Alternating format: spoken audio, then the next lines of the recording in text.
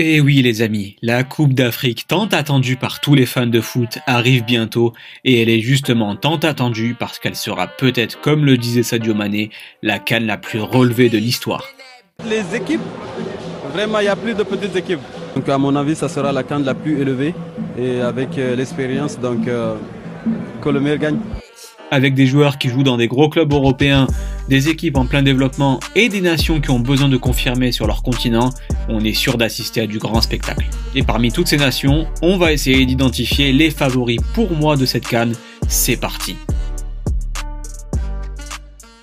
Alors je sais que ça va faire débat dans les commentaires, mais j'ai prévu également une vidéo sur les outsiders de cette CAN, donc j'ai choisi seulement 5 équipes qui pour moi sont favorites, mais je vous laisse en débattre en commentaire comme d'habitude. On va commencer avec le Maroc, sans parler de l'exploit qu'ils ont réalisé en Coupe du Monde. Ils vont être attendus par toutes les équipes africaines, on l'a vu récemment avec le sélectionneur de la Côte d'Ivoire Jean-Louis Gasset qui parlait du Maroc. Fier club.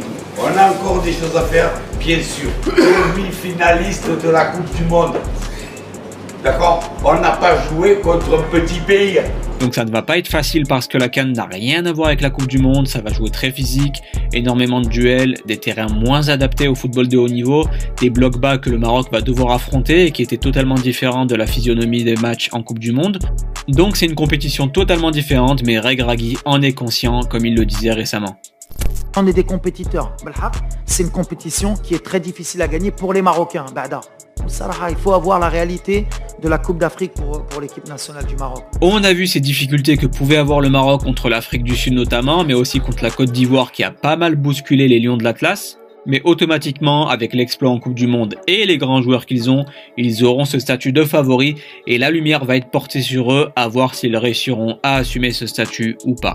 Ensuite, l'Algérie. Les Fennecs auront aussi ce statut de favori, eux qui l'ont remporté en 2019 avec quelques joueurs qui feront aussi partie de cette CAN. Alors pourquoi l'Algérie sera favorite selon moi? Déjà, ils ont montré dans ces phases de qualification qu'ils sont dans une bonne phase de reconstruction en ayant pris 16 points sur 18 possibles. Et surtout, comme je l'ai dit dans une précédente vidéo, ils ont fait venir des binationaux de talent comme Oussem Aouar, Amin Gouiri, Yasser Laroussi, tout en gardant leur cadre comme Riyad Mahrez, Sofiane Feghouli, Aïssa Mandi, Ben Sebaini, etc.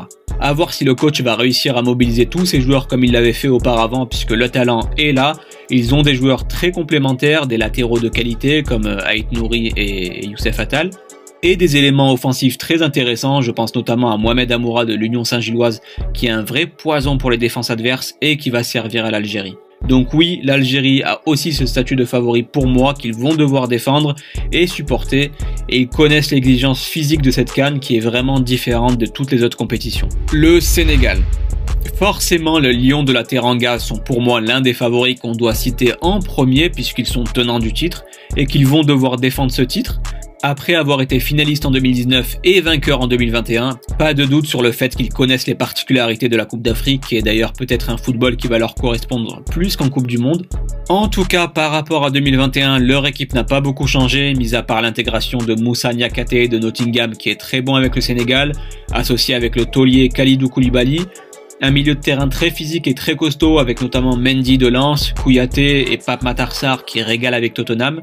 À voir si le Sénégal va se réajuster par rapport aux adversaires qu'ils auront, qui seront sûrement plus attentistes avec un bloc assez bas qui ne permettra peut-être pas au Lion d'exploiter ses qualités de contre avec ses flèches de devant, mais il y a de la qualité dans cette équipe, mais attention, c'est toujours difficile d'assumer ce titre de champion d'Afrique, on l'a vu avec l'Algérie lors de la CAN 2021, et puis le Sénégal a un groupe relevé avec le Cameroun qu'ils ont battu récemment mais qui reste un adversaire pas facile, la Guinée avec des joueurs de qualité et la Gambie qui peut également embêter le Sénégal, donc ça reste à suivre pour les Lions de la Teranga. L'Égypte. Forcément, on est obligé de les citer à chaque Coupe d'Afrique puisque s'il y a bien une équipe à laquelle on pense quand on parle de Coupe d'Afrique, c'est bien l'Égypte qui sait parfaitement ce qu'une équipe a besoin pour gagner cette compétition. Avec un groupe composé du Ghana, du Cap-Vert et de la Mozambique, les Pharaons vont être dangereux, menés bien sûr par Mohamed Salah qui reste l'une des stars africaines qui joue toujours dans un grand championnat européen. Ils ont également un championnat reconnu pour sa qualité et ils intègrent beaucoup de jeunes joueurs nationaux dans leur effectif qui connaissent parfaitement le football africain.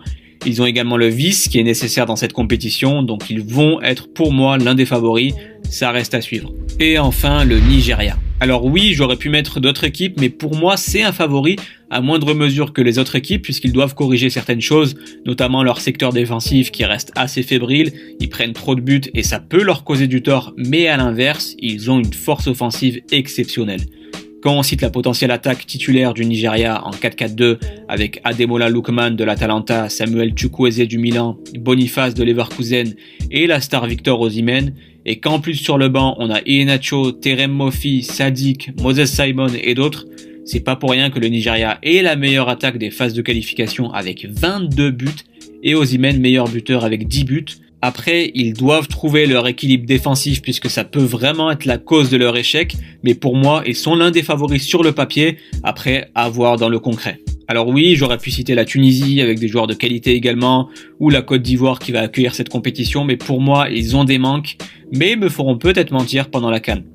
Alors dites-moi en commentaire qui pour vous sont les favoris de cette Coupe d'Afrique 2024, et dites-moi en commentaire si vous voulez une vidéo sur les équipes surprises de cette Coupe d'Afrique selon moi. C'était Top Foot, un petit like, abonnement et partage si la vidéo vous a plu. Et sur ce, ciao les amis.